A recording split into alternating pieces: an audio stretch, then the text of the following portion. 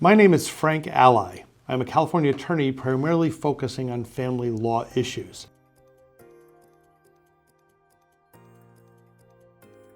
Now let's get started. This episode is about ATROS, Automatic Temporary Restraining Orders, in California also called Standard Family Law Restraining Orders.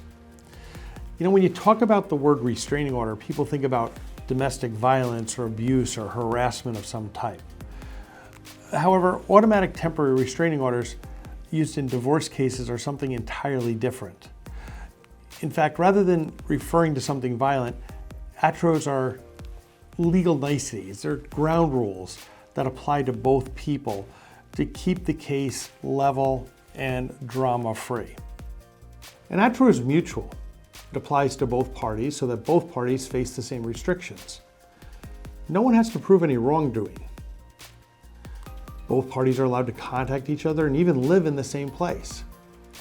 All an ATRO does is set up some ground rules so that the case can go forward in a peaceful, logical, consistent manner and avoid some of the drama that might occur in the absence of ATROs. ATROs come into play when someone files a petition for dissolution. The person filing the petition for dissolution is called the petitioner. The paperwork that's filed when a divorce is started is a petition and a summons. The summons actually includes an abbreviated version of Family Code Section 2040. Once you file a petition for dissolution, you become subject to those automatic temporary restraining orders. Once your petition and summons is filed with the court, you need to serve it. Once the petition is served on the other party, called the respondent, that person then becomes subject to the automatic temporary restraining orders. The automatic temporary restraining orders can be summarized into 4 different parts. Those parts are restraining orders involving minor children, restraining orders involving insurance coverage, restraining orders involving property, and restraining orders involving instruments other than wills which transfer property upon death. The first automatic temporary restraining order involves your minor children. It states that removing the minor children of the parties from the state or applying for a new or replacement passport for those minor children without the prior written consent of the other party or an order of the court is prohibited.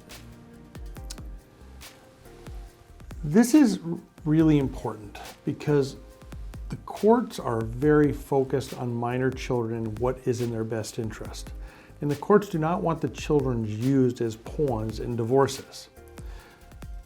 Therefore, there's actually a penal code section that provides that every person who entices away, keeps, withholds, or conceals a child and maliciously deprives a lawful custodian of a right to custody or a person of a right to visitation shall be punished by imprisonment in a county jail, not exceeding 1 year, a fine not exceeding $1,000, or both that fine and imprisonment. But even more consequential to someone violating this restraining order is the perception you're going to create to the court that you're not going to work in the best interest of the children.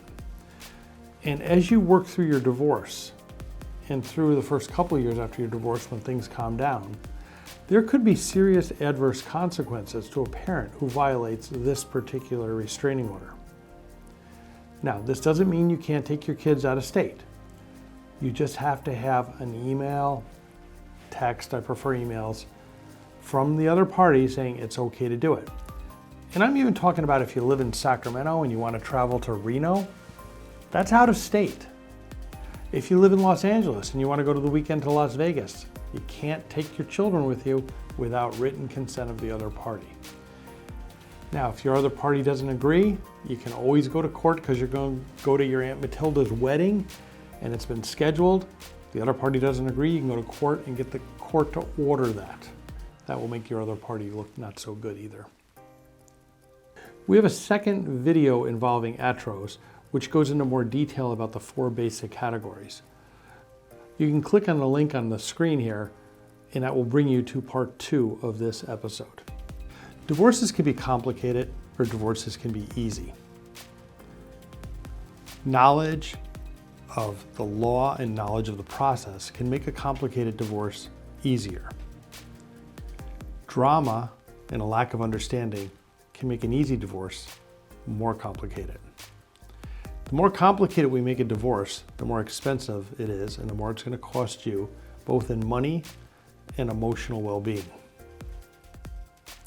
This series of videos is calculated to help you gain the general knowledge that you need so you can understand the law and the process a little better.